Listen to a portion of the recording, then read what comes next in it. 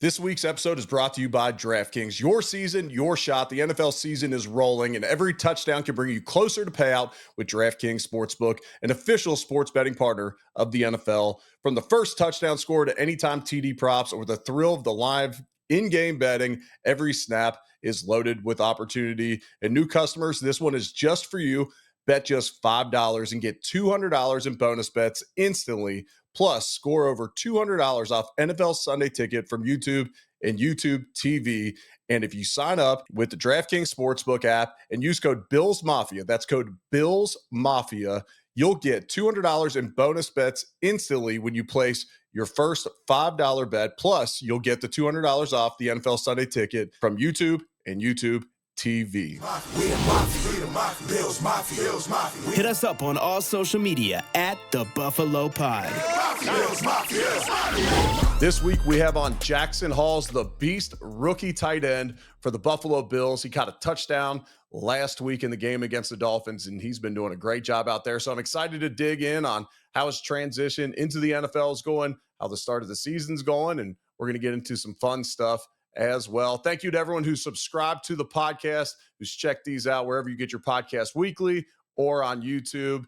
And if you haven't already, make sure to subscribe, leave a rating, leave a review in the comments. Let us know who you want coming up on the podcast as well. Enjoy and go Bills.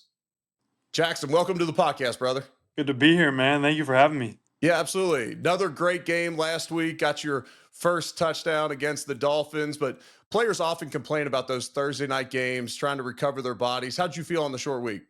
Yeah, I mean, it was my first time kind of going through that process. We're kind of like sitting there in the locker room on Monday, kind of just recapping the Jets game, and I'm like, holy cow, like we really play again in 3 days. Like I've never done something like this, but I think just kind of being really intentional with the film study helps. So yeah. Yeah, for sure. A lot of the guys, for them, it's a familiar defense. Anthony Weaver's back, but as a rookie, it's all new to you. So you got to hop right into that game plan and get going. Did you get to enjoy a little downtime last weekend? Yes, absolutely. Yeah, I had it was kind of worked out perfectly. I had like five of my best friends from high school come into the game. You could say they might have been a little bit of a good luck charm for me. Just scoring like felt awesome knowing that they were in the stands going crazy. Got to get off my feet a little bit, which was nice. Nice. That's cool. So I saw after you scored your touchdown, Keon goes and grabs the ball from the official. Then I see Dawson Knox take it to Scobes, our equipment guy on the sideline. Did that ball finally make its way back to you in the locker room? I got it, man. Yeah, I got it. Good. Yep. Good. Good. That's awesome. All right. Are you going to stick with the spike as your TD celebration? Dude, I'd like to, but after that one, it was kind of a little wimpy, so I might have to like get a new one, or like next time maybe take some notes from Dawson before spiking it. Or, I mean, as a bigger tight end, you're in Buffalo. We don't claim him as part of the Bills, obviously, but he's from Buffalo. Gronkowski, maybe he could show you a thing or two about getting that spike to go a little higher in the air. I spiked one time, though, and now it was a snow game, but it rolled. So I can't give any advice on that spike. I can tell you that. The snow probably made it tough. I'm sure it would have been better than mine had it not been Well, snowing. that was the Colts 2017 game with like 18 inches of snow on the ground. So I think it essentially buried in the back of the end zone. All right. Oh, So no. you take a lot of pride in your blocking, obviously. Not all tight ends do. Was there a point in your career where it just clicked like, hey, this might be my niche where I'm going to be a beast blocker? Dude, I think freshman year of college, like it kind of clicked. I had never really played tight end before, and coming from high school, like we ran the triple option. I was just kind of this skinny receiver that they'd split out there, but I kind of liked kind of like just gluing to guys, you know what I mean? And we get to college, and I'm finding like I'm having a lot of success blocking kind of some of the upperclassmen, and I figured like, hey, if I'm able to do this right now, if I can really just stick with it and kind of admit, where my shortcomings are and work on that while still like doing really well with the stuff that I do well, that this could kind of be something that works out well for me. Yeah, for sure. Well, it's worked, and you had the reputation of the top blocking tight end coming out of college. If you're the top of anything with that many Division One programs, then you're doing something right there. All Yeah. right. So 2 home games in the regular season at Highmark Stadium so far. What's been your impression of the home game crowds, Bills Mafia there in attendance? Totally sick. I Like we were love it. running we were running out of the tunnel that first Ravens game. And prior I had never, obviously I had played in the 3 preseason games we had. I had never as a fan even been to like an NFL game. So I was like Wow. kind of just going into it completely new. We're running out, it's pitch black. It's just like lively, man. And I was like, dude, you can't recreate this. Like this is like the coolest thing ever. This is why I play. And scoring the touchdown, hearing the place like go crazy. I was like, man, like everything I've been working for, like for this moment, like these are just some of the coolest moments I'll ever be able to experience. So yeah, the fans are awesome. I, Fans are awesome. I love to hear that. Soak it in because eventually, hopefully, a long, long time from now, when you're not running out of that tunnel anymore, that's one of the things you miss, just that adrenaline rush. And Yeah. there's some places you play in the league where you're not going to get quite that adrenaline rush when you're playing in front of a half empty crowd. Some team at the end of the season's eliminated from the playoffs, and the Bills are, Right. you know, playing for whatever it may be. But man, running out of that Highmark Stadium tunnel to that place going nuts, especially 2 primetime night games, Yeah. it's a special experience. So this week will be your first time running out for a 1 p.m. game. So it won't be pitch black in there, but it'll still be a special experience. I Right. guarantee that. Let's take a moment to hear from one of our podcast partners, and that's Nugsax Premium Bagged Reusable Ice. If you're tired of the melted ice, water-filled coolers, and the constant gas station runs to buy bagged ice for your tailgates, check out Nugsax Reusable Ice at nugsax.com. That's Nugsax.com, and use code ewood to receive free shipping on your first order. Grab your Nugsax and chill. So one of the biggest moments of the Ravens game, Derrick Henry fumbles. Generally, after a sudden change, you'll see offensive coordinators dial up a shot play, and Josh Allen dials you up down the seam. I understand there's progressions with every route concept, but were you surprised in that moment that he dialed you up to get you guys down near the goal line? Uh, Maybe a little bit, if I'm being honest, because every time we had kind of ran that play previously, like I'm kind of running the seam to open up Doss on kind of the little wheel route that he has. We're trying to high low that corner, and kind of at the bottom with the concept, and then at the top you kind of have this little spot concept with Keon where you've got the flat, the slot receiver running the flat, trying to pull the corner out, and then Keon's just kind of sit in that open window. Watching the tape back, like you see Josh, he doesn't like it, and then like that's just Josh, like being Josh, man. He just rips it to me. I don't think he'd thrown like the seam ball to me all week in practice. Throws it to me in like the primetime game. I'm like, holy cow, this is coming my way, and made the play, man. Yeah. Yeah, that was a big time moment. Great job there. All right. So, in my first preseason game, we played in the Hall of Fame game. We throw an interception. I run down the field like an idiot trying to make a play, which I probably shouldn't have, and just, kind of felt my way out there to not get hurt in the preseason. But I Yeah. come to the sideline. I got my helmet knocked off. I lost my shoe. This was Wow. before concussion protocol and all that. So I kind of just regrouped on the bench for a little bit. And when people ask, I always say that was my welcome to the NFL moment. Have you had your welcome to the NFL moment where maybe something caught you a little off guard yet? Dude, my first kickoff return rep against the Ravens. I had like Mike Green across from me, who like coming out, you sort of kind of he's a rookie as well, and you kind of get a feel going through the combine process, like okay, these are some good players, and kind of what everyone does well. And I was kind of expecting him to make a move on me. He just ran right down the middle of my chest, just knocked me on my ass, and I'm like, okay, like here we go, like next play, shake it off. Yeah. Yeah, that was Yeah. my moment. Sometimes those carcass blocks work though. Yeah, You take yeah, you take one for the team, he gets tripped up, now he's out of the play. It doesn't look good on film and it's not fun to watch, and it's not fun to feel in the moment either. But yeah, sometimes those carcass blocks can work. yeah, man. So people always talk about how the speed of the game from the preseason to the regular season speeds up. And I often say, even to primetime games, defensive linemen are trying to make the Pro Bowl in those primetime games by putting on a show. Did you Right. feel like that from the preseason to the regular season, that there was an uptick in the speed of the game? Absolutely. Yeah, absolutely. And I think just naturally, like the preseason, I think most of my reps, aside from maybe one drive against Chicago, were kind of against twos and threes. Because I just think the coaches, they try and get the ones going against the ones. And then, kind of those first live reps are like, holy cow, Baltimore D line going against the ones. So definitely an uptick in physicality and speed. But, I have confidence in my abilities and confidence in the game plan, and that the coaches are going to put me in the right spots so they feel confident in me to succeed. So, yeah, it was definitely a little bit like, okay, here it is, but nothing kind of overwhelming, which has been good.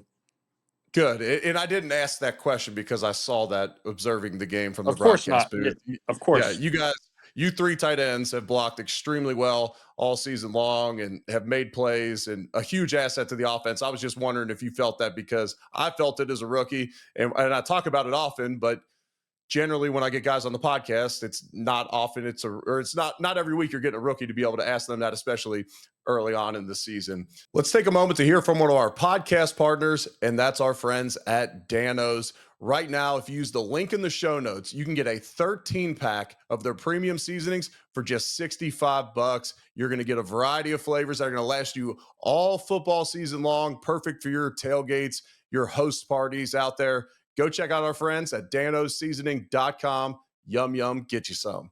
All right, so I got to ask this. What was your draft day like, and did you have a feeling that the Bills were going to take you?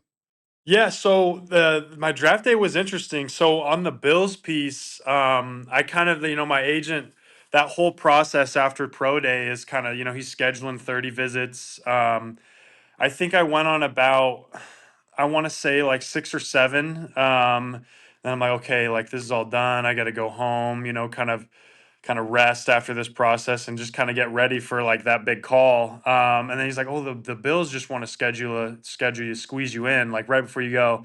And I can't lie, like there was a little part of me that's like, oh, I got another one of these, because you're just on the road, like traveling all the way to Mhm. San Francisco and Seattle, and I'm not able to train like I'd want to or sleep how I'd want to.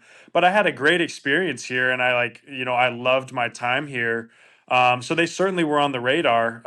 Draft day, I was just at home with my folks, and I had maybe like two of my best friends. I didn't really do a whole big party. And I didn't really want to watch it. I kind of just wanted to wait for the call on day three. And I had gotten prank called Oh, kind no. of early in the fourth. And after that, I was like, you know what, screw it, man. Like, I'm going to watch it and kind of be ready. And then, later on, I got the call and I looked at my caller ID was like from Buffalo. And I was like, man, I'm going to Buffalo. Let's go, man. Let's go. So what was this prank call like? It was this guy from, I mean, I should have known. The caller ID on that one was from Arkansas, and like obviously no teams are there, but I'm like, maybe they're trying to, I don't even know, like hide where it's coming from, so I can't call him back or whatever. Kind of long story short, he said he's like Brian Dable. They're gonna trade up with the Saints to get me and gather my whole family around. They're like, who is it? And I'm like, well, they're gonna trade with the Saints right here. And the Saints ended up kind of taking like a DB or something. I was like, wow, I really was part of the group that got prank called this year. So I didn't really think it was going to be me until it was. So yeah, it was kind of funny. Wow.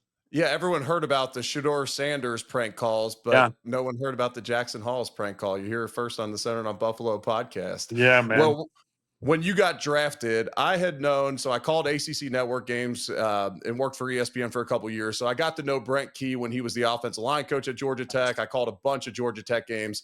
And so I got to know Brent Key. And so I texted him. I was like, what are the Bills getting with Jackson Hawes? His response was, and I'm going to read it. Man, I love him. Big time, tough guy.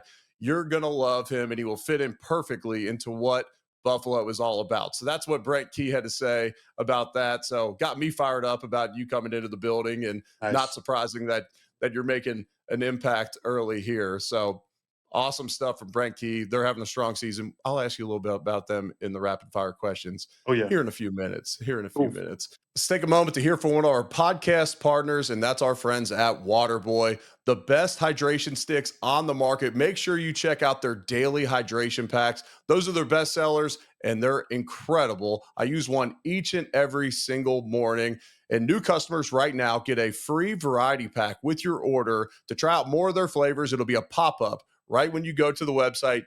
Go check out our friends at waterboy.com. All right, so Aaron Cromer gets a ton of love working with the offensive line. Joe Brady gets a ton of credit as the offensive coordinator.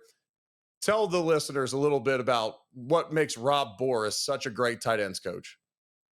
Boy, I feel like I could kind of ramble about him, man. From the moment that I've met him, he has been like probably one of the most consistent coaches I've had in terms of energy. You know, like he brings the same amount of love and care and attention to detail to the room every single day. You know exactly what you're getting with him. He gets on you because he cares, and like he just has us. I feel like we're like the most prepared room. Then obviously I'm a little bit biased, kind of being in the tight end room, but he just has us so prepared. He cares a ton. His experience as an offensive coordinator in the league really helps us because we're kind of able to talk to him through the eyes of the QB, and kind of what he sees, and also him kind of playing offensive line in college and kind of having that experience there, and us being an extension of the offensive line. Like he just has a ton of experience. He has a ton of care and love for us, and you know, I'm in the tight ends room actually right now taking this kind of call, and it's just a special room. It really is a special room because of him. Yeah, you guys got a great group, and Rob was a part of the staff in 2017 during my last season with the Bills, and so love Rob, love still getting to see him around at games and team meals and whatnot when I'm Yeah, on the man. road with the team. All right, so we're going to get to the rapid fire questions brought to you by Dano's Seasoning. I just asked you about the tight ends. We're going to ask you about a couple of superlatives with them. So out of all the tight ends, and this might go without me needing to ask, but who's the strongest in the group? Probably Dawson. I feel like Dawson's probably the strongest. Wow, I would have thought that you would have been the strongest out of them. I don't think I'm stronger than Dawson, man. I really don't. Some of his body position out there, and I think people don't really realize like how strong his core is when he's like making contact with guys. Just his ability to like brace on contract and like really hold stuff down on the edge is watching film. Like he makes it look easy, but I think after like having done it a couple times against these defenders, I'm like, holy cow! Like what he's doing is really impressive. So I got to go with Dawson on that one. Wow, I would have thought you would have said yourself, but I appreciate the humility. I'm not too bad as well. Who's the fastest out of the group? If you guys all ran right now and raced 40 yards, who's the fastest of the group? Got to go with Dalton on that one. Okay, I Yep. would assume that. Who's the smartest out of the group?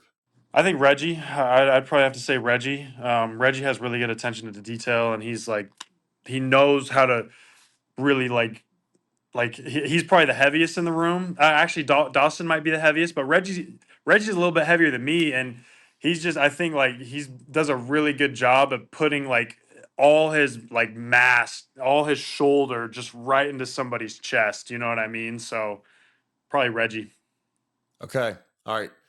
Your Yellow Jackets, the Georgia Tech Yellow Jackets, they're ranked 16th in the AP poll now, 4-0 on the season. Yeah, Do you man. think they get in the college football playoff this year? Hell yeah. Hell yeah, I do. They're just gonna keep handling business every single week and take it one week at a time. But they certainly have the talent, they have the coaching, and they got the love. That team is it just gets more together and together. All right, last one for me. What's your favorite wing spot in Western New York? Favorite wing spot? Honestly, Elmo's. Elmo's was one of my favorites. It's a little bit more north, kind of tucked away in this little strip mall. Yep. Kind of like a dive bar ish vibe. But probably Elmo's, man. I like it. Are you blue cheese or ranch? Blue cheese all the way. Let's go. Let's I go. was before I got here as well. I'll have that Yeah. be known. Yeah. Yeah, I was as well before I got to Western New York as well. Yeah. Jackson, thank you for the time. Stay healthy. Good luck this week's against the Saints. Thanks for coming on the podcast, brother.